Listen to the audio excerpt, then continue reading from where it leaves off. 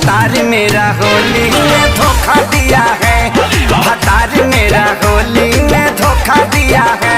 तब मैंने भी देवरा जी को मौका दिया है, तब मैंने भी देवरा जी को मौका